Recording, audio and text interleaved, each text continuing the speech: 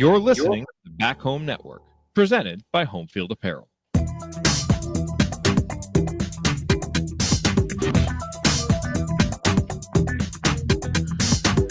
Welcome back to Crimson Cast. Galen Clavio joining you. We're recording this on the night of the 20th. You're probably listening to it on the night of the 21st or maybe even the morning of the 22nd as you're making your way to Columbus, either physically or in spirit, as Indiana with a huge game this weekend taking on the Ohio State Buckeyes, a top 5 matchup, a rarity in IU football history. This does not happen very often.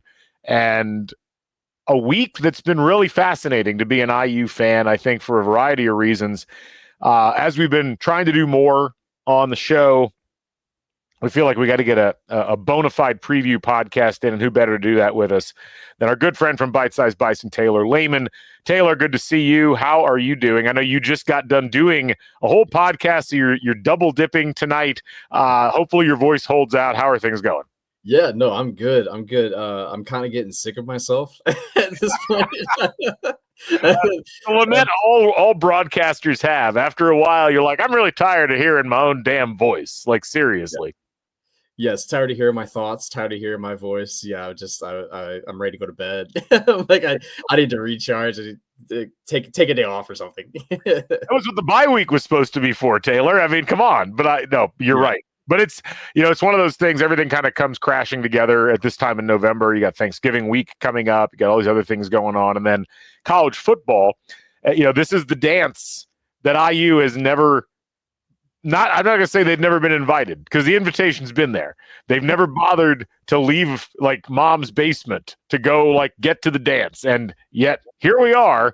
And it exceeded most everybody's wildest expectations as the Hoosiers 10-0. A chance to make history here again after the win against Michigan that got them to 10-0, which was historic. Every win from here on just adds to the myth that the 2024 season will have forever in the history of the IU football program. And a huge challenge coming up for Indiana in this game. We're going to break it down statistically for you here on this podcast. This is ironic because Taylor has probably the best knowledge of Ohio State of any team because he covered them for several years, covered the program, understands that group kind of inside and out. And so we're going to talk about that as well and what they're feeling. But first, real quick, before we get started, just a reminder that we are brought to you here at the Back Home Network by Home Field Apparel, your place to go for the finest in college fashions, the softest fabrics, the coolest designs. It's been amazing all year as we've gotten deeper and deeper into college football culture, just realizing how fully ingrained home field is in college football culture at this point. It's really only been the last decade, the last 8 years, but they've taken the place by storm. It feels like you can't listen to a college football podcast or read materials online without running into some home field stuff. And of course, here at Indiana, we already knew about home field because they were founded by Hoosiers, and there's more IU merch on the site than anything else. So if you'd like some great IU merch, including this Never Daunted hoodie that I'm wearing right now, head over to homefieldapparel.com and you can use the code HOME23. Get 15% off your first order. Subscribe to them on Instagram, subscribe on X. I'm assuming they're on Blue Sky because everybody else decided to get a Blue Sky account this week, so you can probably follow them there too. And yeah, there you go. So head over to homefieldapparel.com, proud sponsors of the Back Home Network. Also, a reminder, we're on Substack, and we've been pumping out articles and trying to get those things to you folks and posts so you can find out when the podcasts are happening, when they're being delivered. We've tried to do some combo editions so we're not flooding your inbox too much. Like we had one that had 3 different podcasts in it a couple of days ago. But head over there. It's free to subscribe. You can also, if you want to help to keep the podcast afloat and help us pay for people like our producers on Bison Chat, you could make a small donation, $50 for the year, $5 for the month. We throw in some VIP items there as well occasionally just to try to make it a little worth your while. And of course, Taylor is also on Substack, bitesizedbison.substack.com. Same price to subscribe and all of the great statistical goodies that you could ask for when it comes to IU football. So head over to Taylor's site, subscribe, and you're going to get some amazing stuff with IU football. So go ahead and do that at your earliest convenience. All right, Taylor, let's dive into this one. Indiana versus Ohio State. This is a game that, they've teased us at times over the course of the last 15 years or so, 13 years, whatever, with weirdly close games at times against Ohio State. None really recently. But especially during the Kevin Wilson era and the very beginning of the Tom Allen era, there were games there where Indiana just kind of hung around. Probably most famously encapsulated by that 2015 game where Xander Diamont scores that surprise 70-yard touchdown run, and then Indiana has shots in the end zone at the end to try to tie the game. There was the game a couple years earlier where I think it was 52-49 or some ridiculous score like that. Haven't had a lot of those lately. Ohio State has been the dominant partner in this, and they've looked like they're on a different planet from Indiana. I mean, the last time I can remember Indiana being competitive in an Ohio State game was that game that Indiana played against Ohio State at the beginning of the 2017 season, when they were tied or maybe had a small lead going into the fourth quarter, and then Ohio State just smushed them there at the end. This is not that year. At least we don't think that it is. This is a game that, if you look at the statistics between these two teams and how they've performed, these are relatively even teams. And Taylor, you know that, I know that. I think the thing I've enjoyed the most about this week is watching all of these national pundits who haven't really watched Indiana that closely in most cases, looking at these numbers and suddenly being like, gosh, this might not be a blowout after all. This wasn't what we were expecting. Yeah. I think we need more of those folks. But yes. No, it is. It's gonna be it's gonna be interesting. I think it's going to be closer than a lot of people expect. I do have concerns, but the thing is, I've had concerns all year, and they've overcame them in pretty much every capacity. So yeah, I think I just on the podcast I was just on, he said that his friends are all predicting an Ohio State blowout, and I'm like, I don't know. I think you guys are going to be surprised. Okay, what I've been telling folks on the Ohio State side is that this coaching staff is different than if you think back to those games you were just talking about, the games when Indiana played them closely. This staff is very different than those staffs were, and I think back to 2020 as well. It was the same way. I mean, obviously they had Kane Womack, but they had Nick Sheridan as their offensive coordinator, and it's just a different team. It's a different program entirely than what it was when it was actually when these teams were plucky Indiana teams. But this team's not plucky. This team is legitimate, and I think that's the difference here. And I think that's kind of what Ohio State based fans and media don't see through, is that this brand of Indiana is it's a different brand of college football at Indiana. Yeah, and I think that's a key thing, because if you try to talk about what makes potentially this game different, it's really not the talent on the field, in as much as, I think you could make a comparison from a recruiting rankings perspective with some of those Kevin Wilson teams and what Indiana's fielding right now, and say that maybe those teams were actually slightly more talented. There was more NFL talent on the roster. There were better athletic specimens.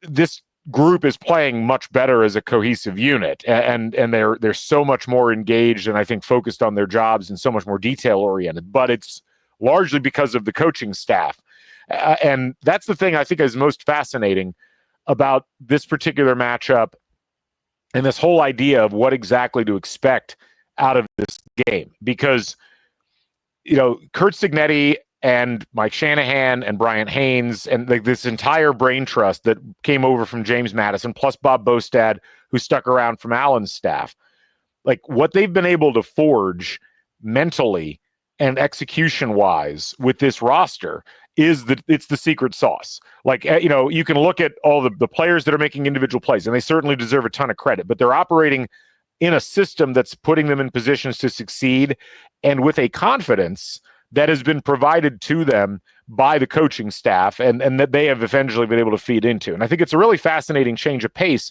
because, when you think about what Ohio State oftentimes deals with in the Big Ten, they don't often deal with teams that are really cohesive and are really well coached. You normally will have one or the other.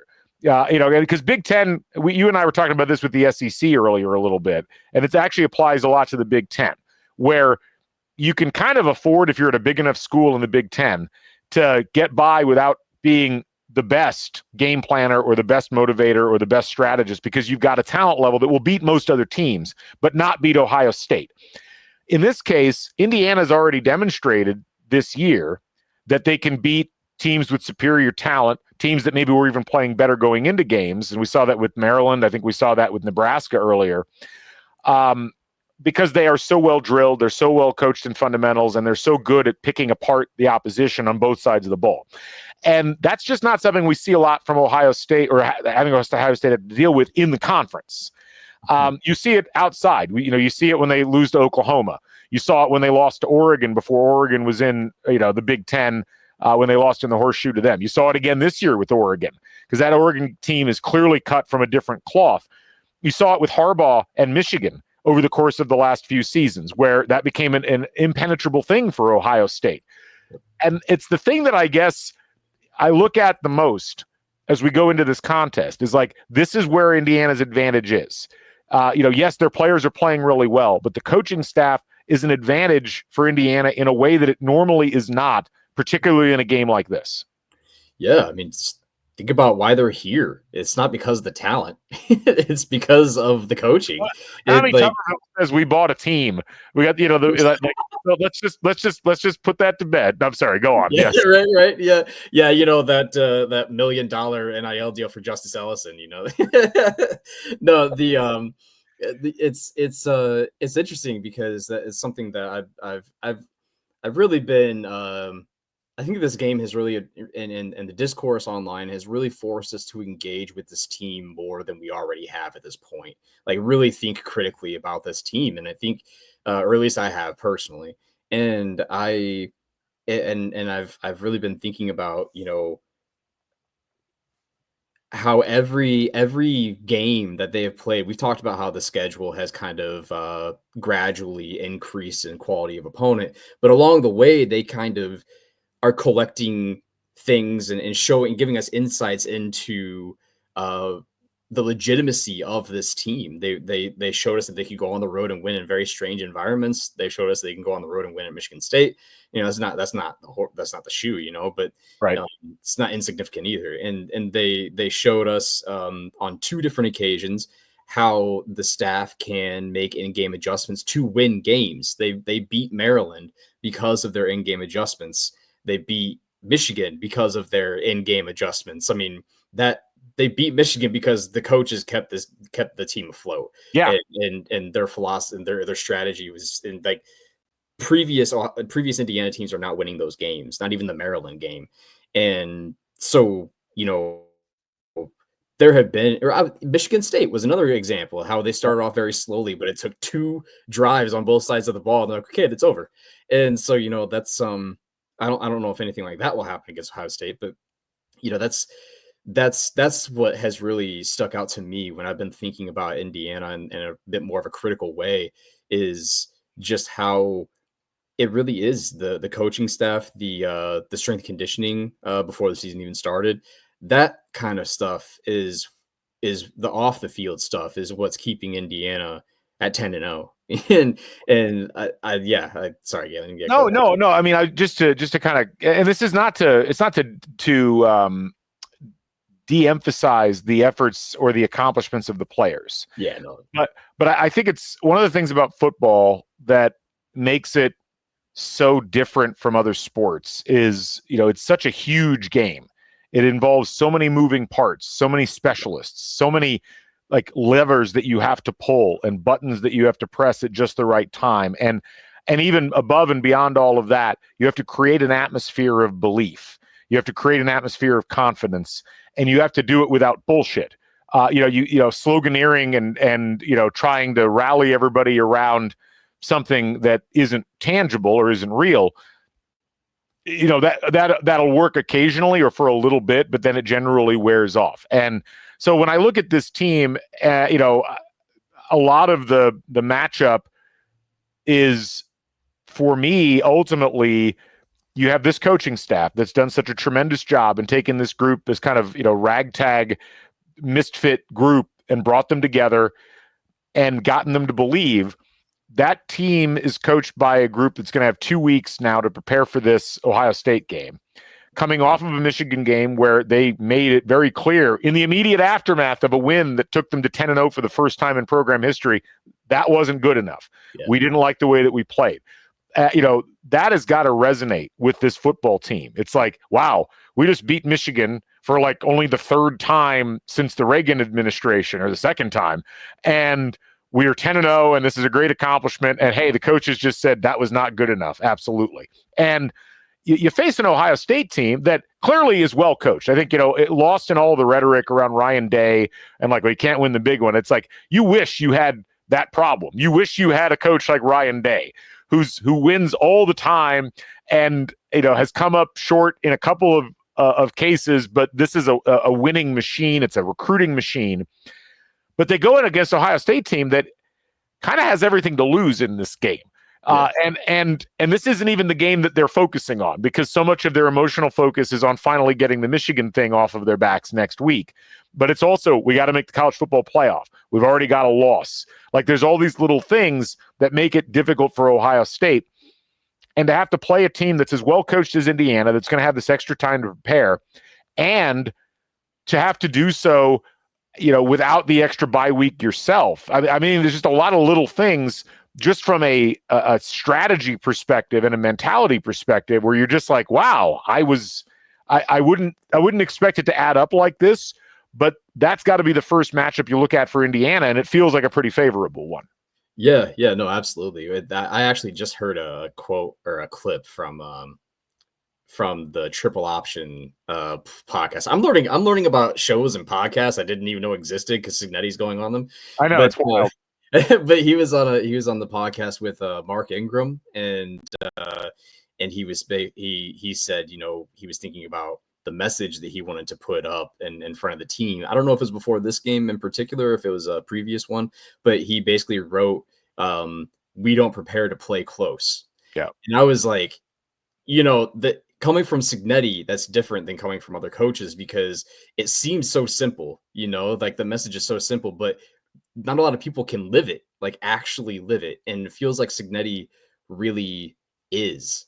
And I think that's kind of what separates him from some of the other coaches in power conferences and in the Big Ten especially. But something that I listened to part of your podcast with Dane, which I can't believe I had to follow him up. I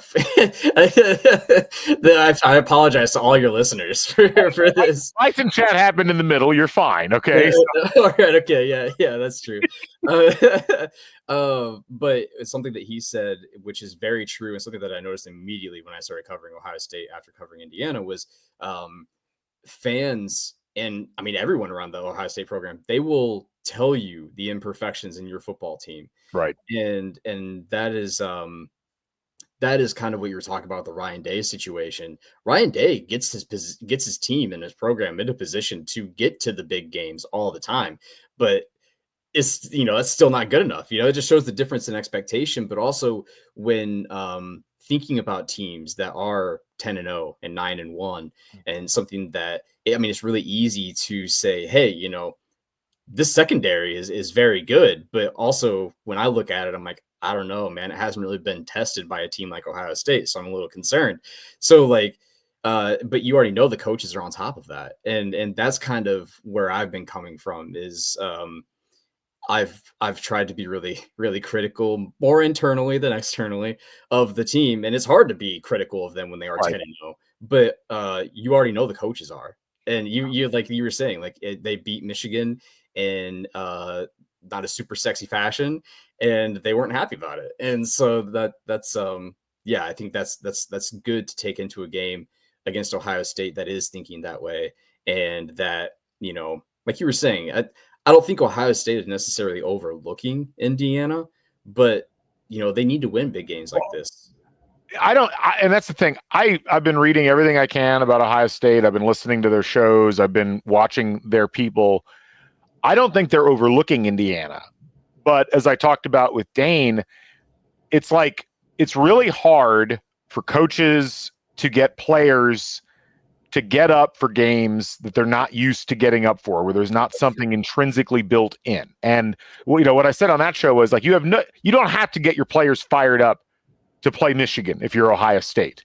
Just like if you're Indiana, you don't have to get your players fired up to play Ohio State, because like and Ohio State isn't a rival for Indiana, but there's no calling there. Like, we have to get fired up. We're going to play Ohio State. We got to play at our absolute best. But if you're Ohio State, it's like you've got the Michigan game up here. You've got whatever playoff game you're playing in, because you're in the playoff every year. You've got like a half notch down. You've got Penn State, because you're always going to beat Penn State. And then you kind of got everybody else. Like, who else are you going to get really fired up for? And it's an issue for the players, not that they don't respect Indiana, but it's just hard to get yourself mentally fired up to play Indiana, even when they're number 5, even if you say we're taking them seriously, like they're practicing defending back shoulder throws supposedly at the end of practice. Like, we saw that picture today. But again, there's an emotional and mental trigger there about how do you get yourself really fired up. And it's why, like, for instance, in basketball, we often see upsets in these sorts of things where you've got a really good, underrated team.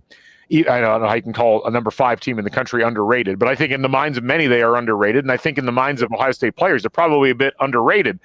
And even with that, it's going to be hard to say to yourself, that's a team that we have to get as fired up for Michigan for.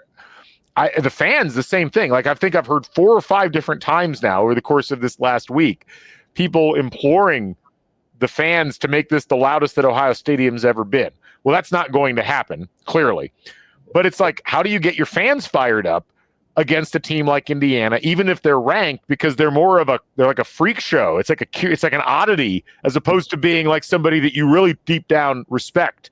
And so it's fascinating because there's a lot of energy around that seeps into the way that the players play the game and the way that the game goes. And, granted, that could all be undone by like a kickoff return for a touchdown at the beginning of the game that completely tilts it one direction. But it is interesting to think about the psychological and the emotional aspects of this, because they oftentimes are the thing that really makes a difference when it comes to how these games end up being played out. Yeah, no, that's really fair. That's a perspective I hadn't really thought about. And yeah, no, I think that's fair, because there's like when you're an Indiana basketball fans can probably relate to this, but when you're like a really good program and you have the game circled on your calendar, and it's not even just like outside of the psychological aspect of that, it's more like every game that you play leading up to that game is improving on yourself to be prepared for the games that are circled on your calendar. And so I could see that being kind of, like, just use the cornerbacks at practice as an example. They're working on their back shoulder, defending back shoulder passes to Curtis Rourke, because he is good at them, but also, maybe this would help us against Michigan. Right. There's something along those lines, No, Michigan is incapable of throwing the ball more than 5 yards downfield. So that is true. Yeah. But yeah, no, that's a fair perspective. I like that. So when so obviously coaching staff, I think you got to give Cignetti and his crew the benefit of the doubt that with 14 days to prepare for this game, that they will have poured over every inch of tape. Nobody watches tape. They'll pour over every bite of the video files available to them to watch what Indiana's been doing, to watch what Ohio State's been doing, what opponents have been doing against Ohio State, what opponents did against Indiana. And Taylor, to kind of set the table for this, I think the coaches have got to be looking at what happened offensively in the second half of that game against Michigan and what happened offensively in the first quarter of the game at Michigan State. And maybe, and to some degree, and even though it's a little bit of an outlier, the second half against Washington, while it was impressive in terms of the running attack, it feels like, that is what, 1, 2, 3, 4, 5 quarters out of the last 10 or so where Indiana's passing attack has not looked particularly good. It hasn't been efficient. It's still the number one passing team in terms of success in all of CFB, but that is largely because of the huge reservoir of yards and accomplishments they put up in prior weeks. So, when you reflect on that and you think about what the coaching staff is focusing on, like, what is it you think they're able to pull out of what they've seen that they will be trying to address over this 2-week period of time leading into this game? Yeah, I think they'll be working on being physical with Indiana's receivers. I think that's the number one thing. If you can really jam them, and not even just jamming them at the line, but jamming them 5 yards downfield and force them to fight to get deeper into their routes. I think that's something that Michigan did really well. But there's a way to counter that. And teams actually have countered that. They go to their tight ends, they go to slot wide receivers. Penn State threw to their running back 6 times. That's there are ways to counter that. And Indiana has 2 effective slot receivers. They have a tight end who can work in the passing game. I don't know if I personally really want them to see them throw to the running backs anymore, but there are ways to counter that. But I mean, at the same time, Ohio State surrendered a lot of explosive pass plays to Oregon. So there's a lot of ways to attack this Ohio State defense. But yeah, no, that's I think there's that. I think there is also there's some tape that shows how you can attack this offensive line in terms of pass rush. Talking about Indiana's offensive line. Yes, Indiana's offensive line in terms of pass rush, where Michigan did a really effective job, but at the same time, Michigan has the best defensive line in the Big Ten. Ohio State's is not quite at that level, so I think defensively for Ohio State, I think there are some things on tape, like you were saying. I am concerned a bit. There has been some wear and tear on the offensive line in terms of run blocking. I am concerned about that. And just the physicality of the Ohio State defense. I think it's going to be something that isn't necessarily scheme, but is more just mentality of the Ohio State defense, that it doesn't run. It doesn't run through the Big Ten and in other programs like it does at Ohio State and even like in Michigan. I think that physicality is going to be something that is going to be a challenge for Indiana. Yeah. And it's always something you concern yourself with Indiana. And it's not even necessarily the idea that IU can't match physicality, over a certain period of time. But it's like, can you match physicality for the full 60 minutes? Yeah. And that's always been the issue. It's like you don't have the depth, and you're not going to have the depth that Ohio State has. Although I guess maybe Ohio State doesn't have the depth on the offensive line at this point because of the injuries that they've suffered. But especially when you're talking about the trenches and the defensive lines relative to each other, it's just a big ask to go toe-to-toe with Ohio State, which is why you've got to find clever ways to make things happen. As we look at the big statistical picture before we zoom in on some of the individual items, one of the things that's been fascinating is watching all of these national pundits, as I mentioned earlier, look at the stats and be like, wait a minute, these teams are actually almost identical to each other in a lot of ways. Yeah. You look at, for instance, Indiana is 15th in the country in yards per game at 453. Ohio State is 17th in the country at 451. Indiana is 3rd in the country in yards allowed per game. Ohio State's 2nd in yards allowed per game. Indiana is 2nd in points scored per game. Ohio State's 12th. But Ohio State's 1st in points allowed per game, only 10.3. But Indiana's only 7th in that. They are only allowed 13.8 points a game. If you look at the metrics, because of the caliber of opponent that Ohio State has beaten, they're a little bit better looking in terms of like S&P plus. Like they have the number 6 offense in the country. Indiana's got the 15th offense in the country, according to that metric. Defense, Ohio State's 1st, Indiana's 12th. Special teams, Indiana's 7th, Ohio State's 22nd. But like these are not the derivations that we're used to seeing. Like this is charts with a bunch of green. These are some of the best statistically operating teams in the country at almost every part. Like the only thing where these and it's weird, they even fall apart in the one spot that you would see for both teams, which is penalty EPA. Where both teams are pretty bad at giving up big penalties that lead to expected points added. So I'm just baffled when I look at this. First of all, how good these teams are, and second, how similar they look in terms of when you match them up line by line. It's crazy. I remember looking at just the snap counts and like how like who they give the ball to and stuff. And I remember texting you when I saw how close these two offenses are, even in terms of how they divide the carries between their top two running backs. It is very similar. Like, I'm sure Mike Shanahan has studied Ryan Day and Chip Kelly a ton as he's developed his own playbook. And not to say that he's shaping his offense after Ohio State's offense by any means, but there's some like DNA in there that I think that probably I'm saying this in a long way that I could probably say shorter. They probably share some DNA there in the playbook and in the scheme offensively. But yeah, you're right. These two teams are so closely related. Taylor, it's a podcast. You can say as long as you want. It's fine. All right. I think we should be a little more responsible podcast. Yeah. I mean, have you listened to our podcast? Do we ever shut up? Yeah. Anyway, I did say I'm tired of myself. So no, you're good, man. You're good. So when you look at this, and you alluded to this a little bit earlier, but I want you to start diving into what you've seen and what you believe. So let's start with Indiana. If Indiana is going to win this game, what do you think the one or two most important things that they can do on offense are? And let's just start there, and we'll see where things go. Okay.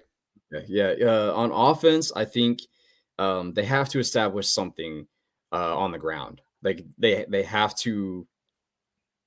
So they've ran the ball a lot more than I've anticipated them coming into the season. And I think the reason is because they want to get into play action scenarios. They're the second best team in play action in the country, which I did not realize until recently. Who's the first? Ole Miss. Okay, yeah. It's like Indiana, Oregon, and Ole Miss. Like it's that, and I guess Miami. Like that's kind of like the offensive cabal of college football this year. Yeah, it's true. And so Ole Miss is, and it's only a slight edge really, but yeah, they want to get into play action scenarios. I know we've heard a lot about RPOs and things like that. That Mike Shanahan's just his scheme is just great, but so they need to establish something on the ground so they can get into play action. But then I think to beat this Ohio State team, just they make it so hard to move the ball. They're the best red zone defense in the country. I think you need some explosion. I think we need to see we have not seen nearly as much explosion as I anticipated seeing from this offense. I think we need to see it in this game because you're not going to be able to move the ball like they've been moving the ball against this Ohio State defense. And so getting over the top is, and Ohio State's shown an ability to surrender that. So I think that has to be the case. They have to do that. I'll just say those two things. I have a lot of other things I might be able to say. Well, I mean, let's the one thing I will say, like offense versus defense, Indiana's offense versus Ohio State's defense. Yeah. What would you say of the games Indiana's played this year so far is the closest comp to what they're going to see from Ohio State defensively? Probably Michigan. Okay. I was wondering if it was Michigan or if it was Washington. Yeah. Well, Washington's fair too. I just think that I don't think there's going to come a point where Indiana can just decide it wants to end the game and just run the ball at Ohio State's defense. So I would say Michigan, just because of the physicality, the superiority physically and talent wise. I think that's just and how and the athletes they have, all the way through that defense. Looking again at Indiana's offense, it looks like one thing that they've done very well that they really need to do, and you kind of alluded to this earlier, is they need to get early down EPA. Like they can't afford to get into a lot of third down situations. They've got to continue to move the ball down the field. And it's interesting because like Nebraska, a lot of their success offensively came from being very methodical, very deliberate in what they did on offense throughout the course of the game. It kind of feels like Indiana's in a tough spot. Because on the one hand, a normal coach, I think, would look at this game and you'd say, we're Indiana. We're going to try to play this conservatively. We're going to try to chew up clock. But then you think about the offensive cabal that I just mentioned. And Oregon did the exact opposite. They were like, we're going to go right at this team because we feel like we can do things on offense that they aren't necessarily going to be able to handle defensively. I'd like to think Indiana can do that because we've seen it before this season. I've a little bit of pause is being given because of how successful Michigan was at keeping Indiana from doing exactly that. And I'm curious if that was Michigan or if that was more Indiana's nerves and the fact that Curtis Rourke was not yet entirely healthy. I think it was Michigan. But I will say, I don't think this Ohio State defense is built to do what Michigan did. And I wrote about it in a bye week, in some bye week content, and probably why I didn't take enough of a break over the bye week. Bison, that's right. Yeah, right. And so no, the what Michigan did was they went man to man on the perimeter, which I thought was a statement. I mean, against the kind of a slight indictment on this Indiana wide receiving core, but they went man to man on the perimeter. And they backed their linebackers back into zone. They played zone safety wise too, and then they just let their defensive line go at the offensive line, the Indiana's offensive line. But Ohio State is not going to have the capability of doing that. They don't have the same talent on the defensive line. It's a really down year for their defensive line. I mean, I guess I shouldn't say really down year, but it's a down year for the defensive line compared to Michigan. And so I don't think Ohio State can do the same thing that Michigan did. And it was a very particular look, a very particular strategy that, I don't think they have the talent at cornerback to do that. And I don't think they have the depth at defensive line to do that. And they have great safeties. They have solid linebackers. But I don't see that being the case this week. I actually forget your question now, Gabe. No. It was more like it's more of a continuum than an individual question. Okay. But I think you kind of answered it in a way because a lot of it was the idea of whether Indiana could really air it out, so to speak, or establish the run in a way where Ohio State's having trouble stopping the run. A lot of what Indiana has done that's led to so much success has been their effective use of RPO. It's been their ability to get into the red zone. I mentioned this before, like they're the number one team in the country in drives that end in the red zone or get to the red zone, which of course includes scoring. And when I look at the defensive numbers for Ohio State, what sticks out is they're only 43rd in the country in defending rush success. They're 64th in the country in line yards per rush, and they're okay. They're 17th in defensive explosion rate allowed, but they're not like stellar at that. And it's interesting because you look at Ohio State's defense, and it's hard to reconcile those numbers with the fact that so few teams have scored against them. Like, what would you? How do we interpret that? Yeah, so yeah, I have also, and it's been a pattern throughout the year too. Like there will be some teams who have decent rushing defenses that give up rushing success, and the idea with that is that if you need to go on the ground, there's an opportunity there, and so it's a slight vulnerability in the defense. And I think a lot of it comes from their interior defensive line. They have not been super impressive this year. And I think that Indiana's gonna be able to find some success running near the middle of the offensive line. So I think that it's encouraging. It's an encouraging sign. But I will say, Galen, I think you're you're absolutely right to note the defensive rushing success for Ohio State. But I will say this Indiana team has really kind of gone at the strengths of the teams they've played. Yeah. They haven't really cared about they see my charts, they say to hell with that. It's been interesting. Well, it is, but what's interesting about it, and actually what another freaky thing about this game statistically is that these are almost mirror images of each other in terms of how the offense for one team faces off against the defense of another team. But the strength of Indiana has been their past success over the course of the season. I mean, they've had great rushing games, but ultimately, like where they've really earned their pay and had their meal has been in the passing game. And I am really interested because Ohio State, it's just hard to reconcile for me. Like they've only allowed 10 points per game, and that's even kind of that's not even a fair stat when you think about the however many points they've allowed this season. I didn't count up the entire number, but they have of the 10 games they've played, 9 of the games teams didn't score more than 17 points. In 8 of the games, teams didn't score more than 14 points. But they had one game where they allowed 32 points. And so they've actually been even better. But the flip side of it is, like, when you look at the teams that they've beaten, as much as Indiana's gotten harangued for their weak schedule, I'm just going to read off the names of the teams that Ohio State has held to these low points. Akron, Western Michigan, Marshall, Michigan State, who, of course, Indiana only allowed 10 points against. Iowa, who is Iowa. Nebraska, who Indiana only allowed 7 points against. Ohio State allowed 17. Penn State, who's notoriously bad at playing offense in games that matter. Purdue, who's what did Bill Connolly call them? Either the worst or second worst Purdue football team since World War II. That was And then Northwestern, who, to be fair, Northwestern moved the ball a little too easily against Indiana, and there's still people that think Indiana has a bad defense because of that one game. But the one game they played a good offense was Oregon, and they couldn't stop Oregon. And it is really interesting.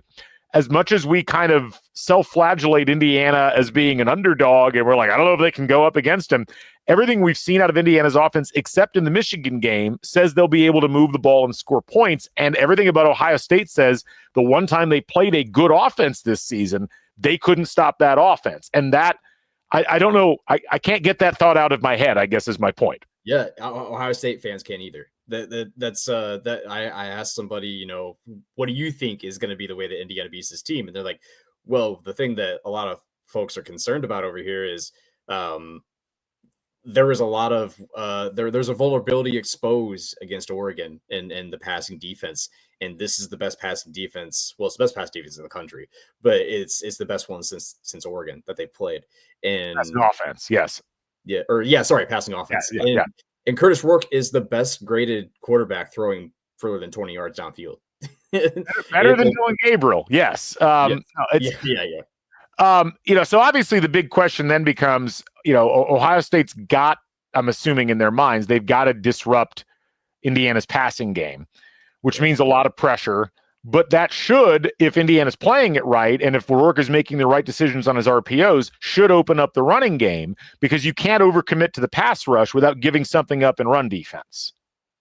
Yeah, no, absolutely. And Ohio State's been trying some different things on defense to get more of a pass rush too, because their defensive ends are not getting the job done when it comes to pass rush, which is honestly a little surprising. They're both former 5-star recruits.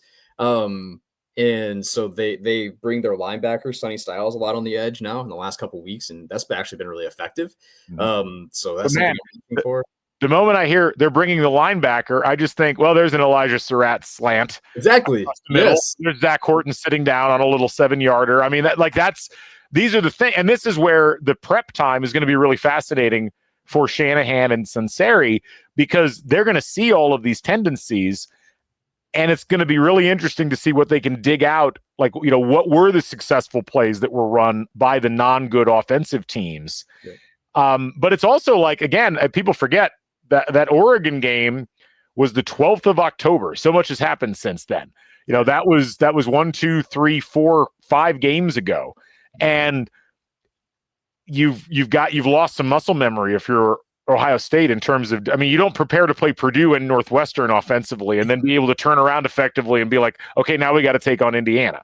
Exactly. And that's why some people on that side of things are concerned about, okay, is the pass defense fixed, or have they just not played a very good pass offense since then? And is Indiana the team that is going to expose that again and kind of break open that scab? I think there's a possibility that that's the truth. I would like to see Omar Cooper have a big game personally. Galen, I have an interesting stat that's going to be in the preview. But Jeremiah Smith he's a freak, man. He's so good. Giangelo Pound's going to have a hard day against him, I think. But in terms of like big plays, there are 2 receivers who are at the top of the Big Ten in terms of average depth of target and plus the yards after catch per reception. Like, nobody matches Jeremiah Smith and nobody matches Omar Cooper. Yeah. And I'm like, oh my God, like that's a big deal. And Omar Cooper has no drops this season. I just think that he's he's poised for a big game, and I could see a game like this being one of those for him. Yeah, I mean, as much as people rightly pay attention to Jeremiah Smith as a freshman, Yeah. Omar Cooper is a sophomore, and you know, and I mean, and he's caught fewer ball, about half the balls, 24 balls, but he's averaging more yards per reception. He's got almost the same number of touchdowns. Yeah, I agree. I think that's going to be really fascinating to watch. The one thing, and you were concerned about this when I brought it to your attention. Right now, the weather forecast, it's changed a little bit. Yeah. It's going to be a little bit warmer now than was originally thought, 47 degrees. But west northwest wind at 13 miles an hour, gusting to 24. Maybe not as big of a deal given the shape of the horseshoe and the fact that, you know, you generally don't always get swirling winds coming in from that particular angle. But in a game where you'd like Indiana to be able to throw the ball all over the field, that does become a bit of a concern. On the flip side, you've got a Canadian quarterback who played at Ohio University. Like, he's at least familiar with how these conditions probably are in that part of the state. Considering Will Howard came from Kansas State, I don't know where Will Howard's from, but yeah, no, yeah, exactly. That when I think about the weather and how it might impact the game, I think if it makes the game shorter, I think that benefits Indiana in some ways. And maybe hurts them in other ways. Yeah. I think if you get Ohio State's defense playing in a smaller space, I think that's not good for you. Like the linebackers are very effective. The safeties, I mean, they're safeties. Matt Guerreri, he's on another level with these safeties because like they're the two best safeties in the country for sure, and they're both on the same team. Yeah. And so I just think that if you get this team, and the defensive ends are actually really effective in run defense, if you get this team playing in a smaller space, I don't think that's good for you. But defensively, I think that's great. You know, like that's what you want. Ohio State gets more explosion out of their passing attack than they do their running attack. So you know, if the weather is as rough as it could be, and it gets more into like a rushing struggle, I think that probably I don't know. I think it favors Ohio State in some ways. But again, this team, like they ran all over Nebraska, and Nebraska has one of the best defensive fronts in the country. And Matt Rule thought they were prepared. So sometimes I struggle with what to expect from this Indiana team, and I know. You know, if I knew what to expect, I would be paid big bucks, and you know, a team would hire me to prepare them. I think it's not your fault. It's trying to figure out anything about this Indiana team is almost impossible. I mean, the level they've gotten themselves to in so many games is just not something that it's not just an Indiana thing. It's not that we're not used to seeing it with Indiana. You're not used to seeing it, period. Mm-hmm. So don't beat yourself up. Let's switch sides of the ball though. So Ohio State's offense versus Indiana's defense. Now, this is a weird one because, again, I don't know how much to take out of the Michigan game. And yet, it wasn't just how good Indiana was at stopping Michigan in the running attack. You had a great stat right afterwards that pointed out that was essentially the worst running game that Michigan had all season. And that was entirely because of Indiana's defensive line. And there was a great breakdown that Urban Meyer and Jerry DiNardo did last week where they showed like the stunting, like the extreme stunting, Indiana, like jumping multiple gaps, you know, guys taking out two offensive linemen at once, like stuff that shouldn't probably be happening against Michigan of all teams, but Indiana was able to do it. It was almost like, I was like, this can't be Indiana film. Like, I've never seen an Indiana defensive line play like this against Michigan and their offensive line. And then you take into account, you know, Ohio State's offensive line, which was already not playing great, had gotten better, obviously, over the past few weeks. They are now in disarray, having lost their center, their All-American caliber center. They'd already lost their left tackle. They now have to move their left guard to center. So now they're going to have a weakened left side of the line, and not just weakened, but an out-of-sync line. And this is something that, you know, you can talk about like-for-like replacements and who's got talent and what they're for, you know, 4 stars, but there's no replacing the repetitions that you get as a unit in the offensive line, knowing when to cover for each other, how to call out things that are coming on. It's not something that you fix, especially not with 2 days before the game or 3 days before the game. So if you're the Indiana defense, obviously stopping the run is important, but then you've also got to deal with Ohio State's passing attack. And Will Howard, while he hasn't been as good statistically as Curtis Rourke, has been a very good quarterback so far this year for them and has put the ball where it needs to be. Yeah. It's interesting with Will Howard. I want to talk about the offensive line here in a second, but Will Howard, he has a low passing grade from PFF under pressure, but his numbers aren't bad. So I haven't seen enough of that specific scenario to know.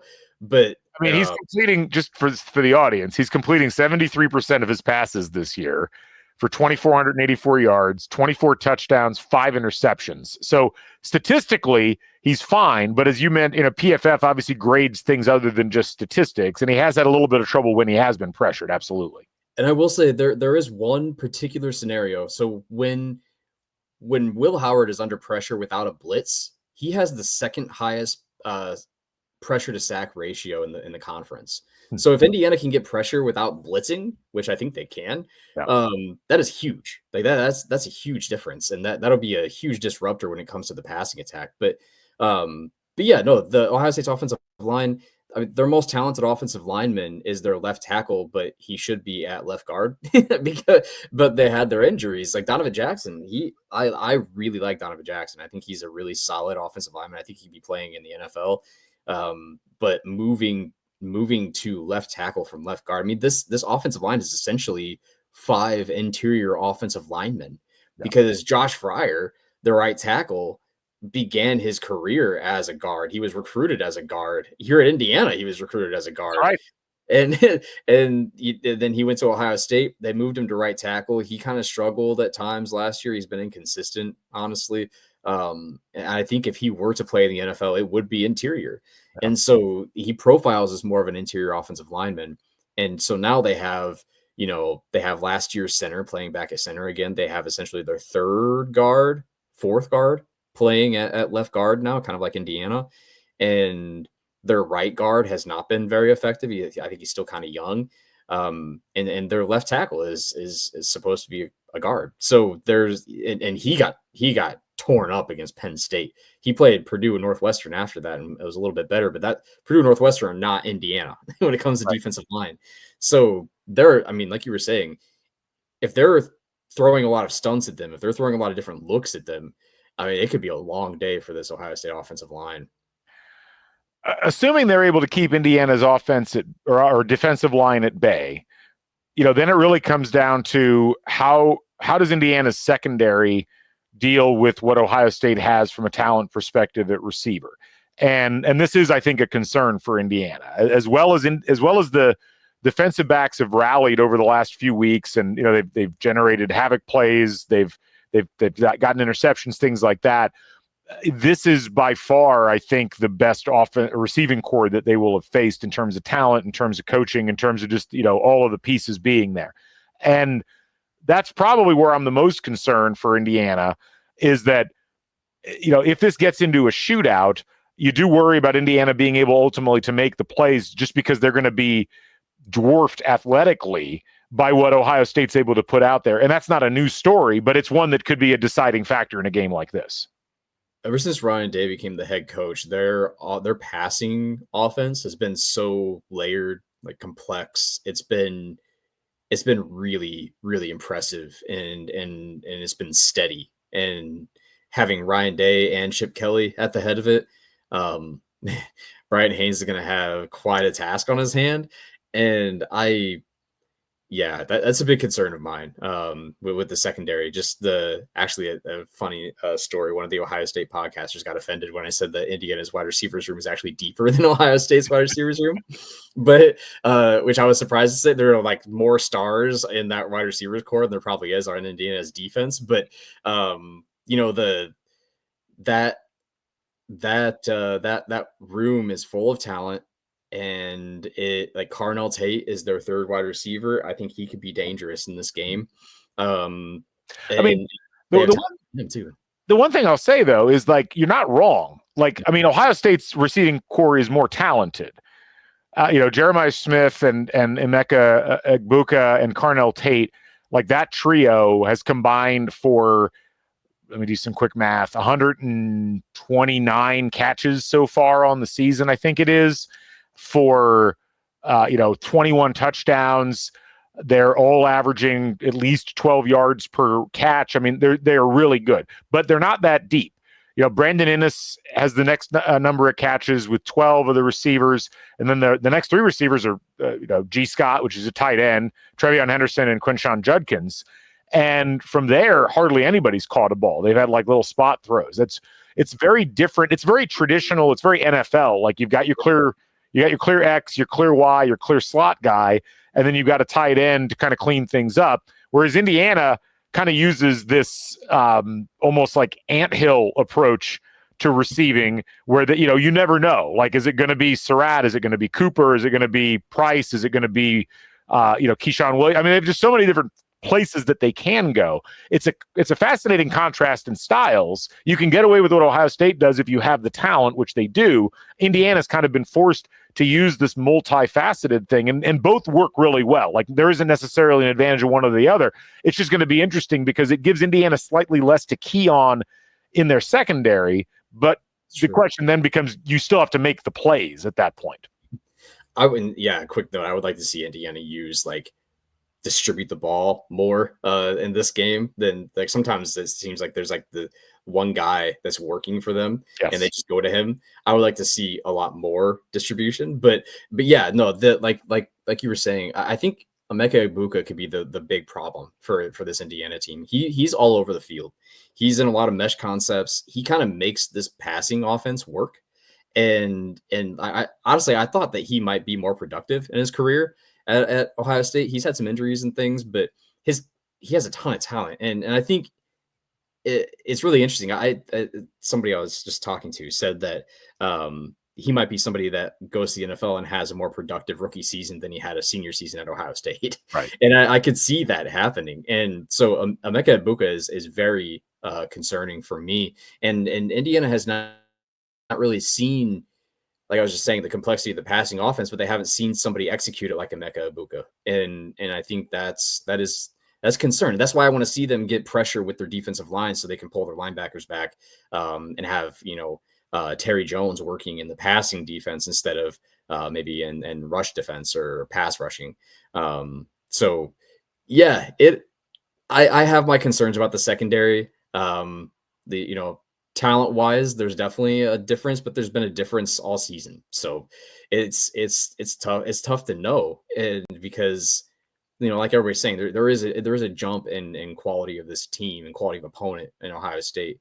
I think we're still learning new things about this Indiana team, and I don't think that's any different this week. As we look at the rest of the matchup and everything like that, I mean, anything else that sticks out to you that you think is important for IU fans to know going into this game and just trying to understand and decipher the matchup that we're going to be seeing? No.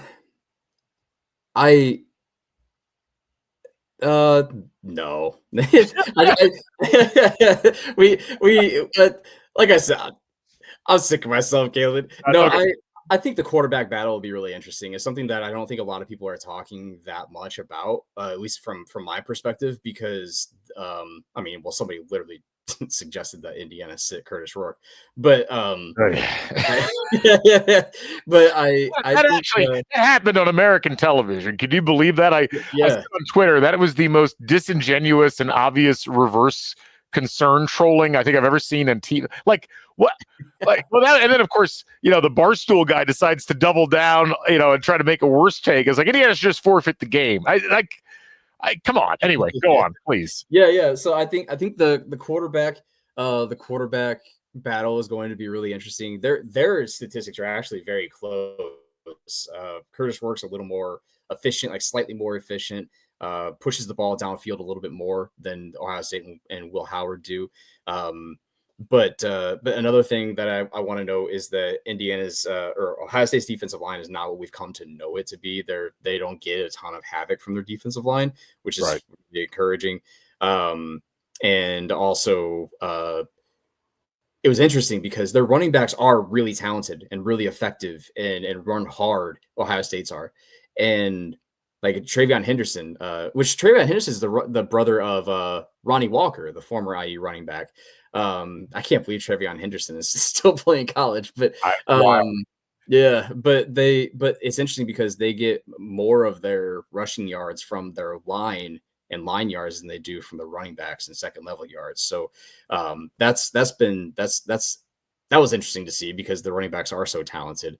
But yeah, no, I think, I think this week is just it's so interesting to be an Indiana football fan. Like you were saying, because it's like it's the biggest matchup of the week. It has some college football playoff implications.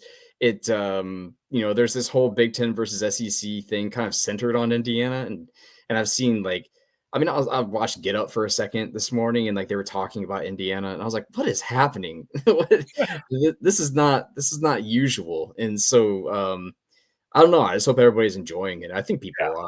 I think I'll say this. One of the fascinating things about the discourse, I guess I'll call it, that's happening on Twitter about SEC, versus Indiana and the record stuff and the college football playoff is it's actually weirdly kept the game itself and the matchup a little bit under wraps, at least for Indiana fans. Like most Indiana fans have been consumed talking about or getting into arguments with Tennessee fans or Ole Miss fans online. And it's kind of allowed the actual matchup to fly under the radar, other than, S&P Plus's projection was out, and, it was like a 12-point margin of victory for Ohio State, and FPI, I think, was a similar thing. But, there have been other power projections that we've seen that have come out that have been more favorable in Indiana. There was one earlier today that had Indiana as a 4-point underdog. That's Parker Fleming with the advanced stats preview. And it was interesting looking at that and comparing it to what I knew your stat sheet looked like. And it's more favorable than what we've seen, I think, largely because of Indiana's relative success rates on offense and defense. And, the idea that perhaps it translates a little more cleanly to a direct matchup than some of the computer projected matchupping that you see in S&P Plus, where it's really more kind of separate items just being thrown together. That's not meant to be a criticism. It's just kind of how the formula works. And so it's allowed the game itself and the matchups to fly under the radar. Not in Ohio. And that's the interesting thing. They've been talking very, very specifically about what Ohio State needs to do. That noise has got to be out there. Indiana's players have just been like, we're focusing on the game and nobody else is here. And that's actually great because people aren't freaking out about it. Everybody's just like, my God, I can't believe Indiana's playing in a top 5 matchup versus Ohio State. Wow, what an incredible situation. So I don't know if that helps Indiana. I don't know if it helps Ohio State, but it has been really fun and interesting to watch that unfold this week. Yeah, it has been. It's been. I've been trying not to engage too much on social media. I just get too worked up, and I just think the whole thing is kind of silly anyway. I'm gonna write about it in the preview, so there'll be some. I'll put some of my thoughts in Bite-Size Bison, but yeah, no, that's been really interesting to see, and just kind of. I don't know. You kind of noted this on Twitter, Galen, about how every time Indiana is good, the college football landscape just kind of melts. and I just think there's a lot of truth to that. But it is. It's wild, is it not? It's just. And the one last thing I want to say, and I think this is an interesting subplot to the subplot. Not only is the college football scene melted because of Indiana being good and in contention for the playoff. In the playoff, not in contention right now. You mentioned this when we were talking beforehand. There's a weird kind of respect towards Indiana coming from Ohio State. Most of the slings and arrows that are being shot by SEC fans or by Notre Dame fans. But I've noticed the Ohio State fans have been weirdly quiet on this front. And I can't tell if that's hey, maybe we need to have some esprit de corps among the Big Ten teams. Or maybe it's it doesn't do a lot of good for Ohio State to be talking about how terrible Indiana is. If Indiana then comes in and beats them or plays them close, it's well, then what do we look like? So you almost have to hedge your bets on that. It's been a fascinating almost detente between these two fan bases over the course of the week, and I wasn't expecting that. Yeah, no, me too. Because every time going into the game, there's always some kind of chatter, usually coming from Ohio State fans. But yeah, no, it's been strangely cordial. And I think, yeah, I think there might be a little solidarity in the Big Ten, against SEC, but also, yeah, I think you're right. I think it would be embarrassing to talk about this Indiana team like that, like SEC's been talking about them, and then lose to them at home. Like, I don't think a lot of Ohio State fans think that'll happen, but Right. the chance of it is a lot higher than it has been in the past. Yeah, I mean, it's interesting because like the projections, like we said, that the line has been somewhere between 12 and 13 and a half. S&P Plus is at 12. And look, I've always felt when you try to evaluate these things, it's hard to say like what's the point spread going to be, whatever. I will say this going into the week, and you and I talked about it a little bit on text. I was like, this could be a really low scoring game. I don't believe that anymore. I actually have swung the entire opposite direction. I feel Really? like this could be a track meet as I look at these two teams, because I think it's clear both of their offenses are better than the defenses that they're playing against in terms of their ability to execute. And to me, ultimately, I think the game comes down to, can Indiana's offense execute the way that it did in that string of games, like the Maryland, Northwestern, Nebraska games before Curtis Work went down with the injury. And I would even throw in the last three quarters of the Michigan State game. Like if they can get that level of and I'm not saying they can score at that level, they're probably not going to score 40 points against Ohio State. But if they can score 31 points against Ohio State, I think they got a real good chance of winning the game because I don't know if Ohio State's going to be capable of scoring 40 or 32 points against Indiana. That's going to be a really interesting thing to watch. Yeah, I've come down with where I think 27 points is the line for me. I think if you hit 27, I think you win this game. That might be lower than some others, but yeah, like you said, I started out thinking this is going to be a low scoring game. Like I knew both the offenses were really effective, but there are just like some matchups that I think could favor either team. I think the safeties at Ohio State are very good, and I think the defensive line for Indiana is very good. And the way that those match up with the offenses, I think there could be some slowing down of the offenses. So I started out really low, but like I thought that I said, the score would be 24-17 Ohio State on the 11 Warriors podcast yesterday, and I've already been like, okay, that was way too low. I need to pull back a little bit. That I just said that to thousands of people. So when you make a bad take and it's like, oh, that's not good. It just exposed, man. I know. Trust me, I've had plenty of those in my lifetime, so I get it. Well, a lot left to go, and obviously, whenever you're listening to this, whether it's a day and a half before or leading up to kickoff, hopefully it's a great game. That's, I think, the big thing right now. And I feel like, someone asked me earlier today, like, what were my feelings about the game? And I said, I feel at peace because I think that this team will play well, that Indiana will play well. I trust their ability to prepare. You are dealing with an environment you haven't dealt with before going into Ohio Stadium. You're dealing with a more talented team in terms of athleticism and just recruiting numbers and whatnot. And it's hard to say how all of that plays out, especially when weather might be a factor. But as I've been saying all season, or at least for the last 5 or 6 games, this team deserves the benefit of the doubt in terms of, will they be able to get the job done? I see no reason to change that mentality now, even though this is clearly by far, by magnitude, it's the toughest challenge that they've had all season. And there's nothing to be said that's wrong about that. But I do think Indiana brings something to the party here. Because they are more like the team that beat Ohio State than they are the teams that Ohio State has beaten thus far this season. I've been calling this the analytics or the BSB Analytics National Championship because they're the top 2 teams in EPA and EPA per play in the country. And I was like, okay, this is 1 and 2. Here we go, national championship. But yeah, this might be the toughest game that Indiana plays all season. Like going in, like even into the college football playoff, this might be the toughest one. Yeah. Well, we'll see what happens. Should be a lot of fun. Taylor, sorry to make you do double duty on the podcast, but it was great. We loved having you as always, and we look forward to reading your analysis leading up to the game, as well as your analysis after the game. So be sure to subscribe to Bite Size Bison on Substack, folks, and follow Taylor on Twitter at ByTaylorL.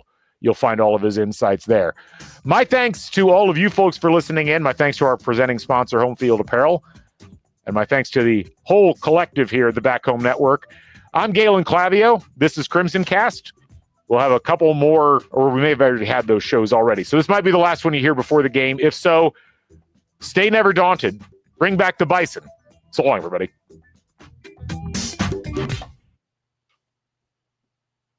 And yes, YouTube, I know I got the order of that reversed. It's fine. Good night.